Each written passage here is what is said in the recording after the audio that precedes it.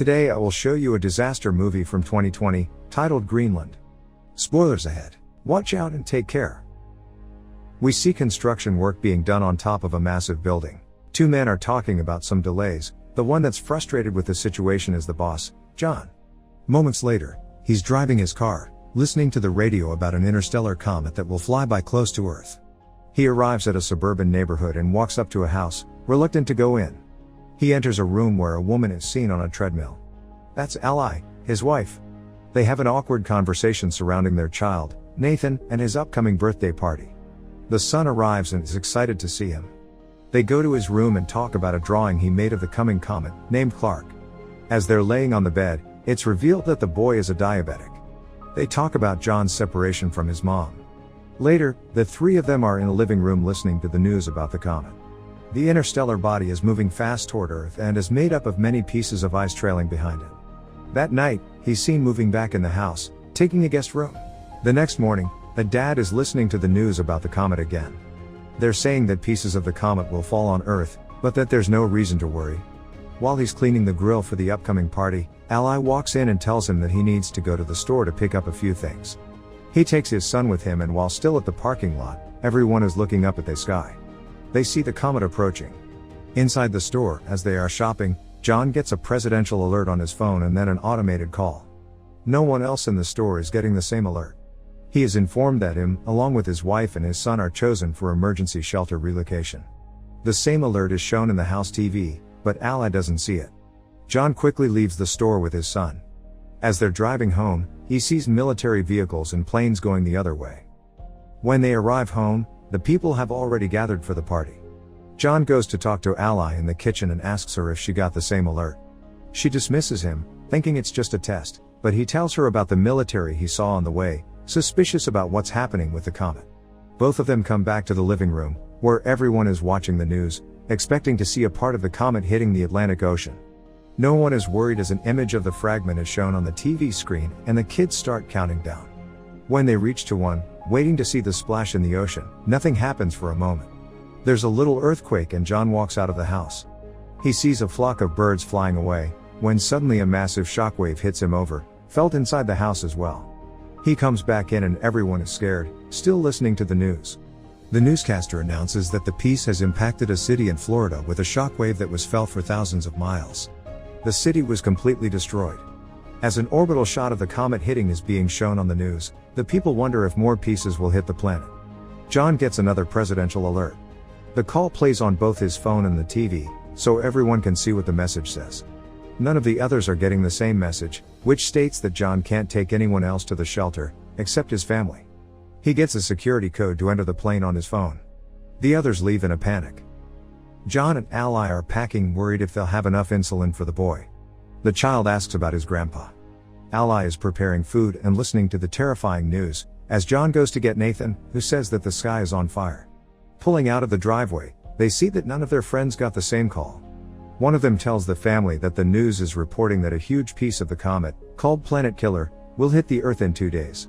As they are leaving, another neighbor runs to them, begging to take their daughter. John refuses and they drive off, arguing in the car that even if they did take her, she might have been turned away at the airbase. Later, as they are driving, people are seen already looting the stores. Suddenly, they drive up to a massive traffic jam on the highway and John goes the other way, taking a side road. They're listening to the news on the radio, saying that there have been more impacts and others are expected, which might take out entire cities or even cause an extinction level event. They arrive at the airbase, being guarded by the military. People are gathered around the doors because they're not being allowed in. The family pushes through the crowd and is allowed entrance with the barcode they received. Once inside, they are given wristbands for personal identification and are told to move all their things into one smaller bag. Suddenly, they realize the insulin for Nathan is gone and John goes to take it from the car. Ally goes to tell the soldiers about her husband, but tells them about the boy's diabetes and causes a problem. She's taken to a superior officer that informs her that someone with a chronic condition can't be on the plane. Ally tries to reason with her, but she gets turned down. She and her son get escorted out of the base. Meanwhile, John comes back and is headed toward the planes looking for them, unaware of what is happening. John boards one of the planes that's about to take off and tries to reach Ally, but can't. One of the passengers there sees the insulin and tells him about the rules regarding chronic illnesses. John panics and asks to leave the plane. Suddenly, the base gets breached and the people start shooting toward the military. The plane that John was existing has a fuel leak, so he tells everyone to get out and runs away. The plane explodes and causes a chain reaction. John finds out about his family being rejected, as the two of them are already back at the car. Nathan is already low on insulin. The chaos in front of the base continues, so John takes a while to get back at the car too. Once there, he finds a message from Ally that she's taking Nathan to her dad's place, so John goes after them. On the road there, Ally and the boy get to a pharmacy. She checks his blood sugar and they go to find insulin for him. Suddenly a gang walks inside and starts shooting, killing people all around. They manage to escape and get into a car with some people that will take them part of the way to her dad's. The couple Ally is riding with start acting strangely very fast. Eventually, they throw her out the car, take her wristband and drive off with her son, leaving her stranded on the highway. Meanwhile, John is lucky enough to find a ride up north as well. Inside the truck, John sparks a conversation with one of the men, Colin, who tells him that they are headed to Canada where the driver knows someone that has a plane and can take people to the shelters. Apparently, the military has set up the shelters on Greenland. The man tells him to find his family and meet him in Canada, so they can take one of the planes too. Another one of the people in the truck eyes John's wristband and demands that John gives it to him, but when he refuses, a huge fight unfolds. The fighting causes the truck to swirl and crash, throwing the people from the back out. The fight continues regardless and John ends up killing the guy. Colin dies in the crash. In the meantime, Ally gets another ride toward the base where the people that took Nathan are headed. He is still seen riding with them when they get to the airport base.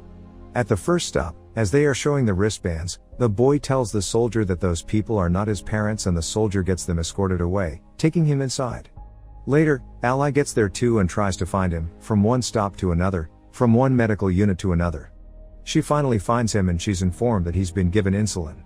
The nurse says she'll help Ally find a military transport to her father's city and that she will stock her with medicine for Nathan. John breaks into a house for some water and food. He checks the news immediately, only to see that the main impact is expected in just under 24 hours. He finds keys to the family's car and takes it, getting to Ally's dad fast. He finds him playing cards with his buddies, asking about his daughter. They decide to put their differences aside and work together to find her and Nathan.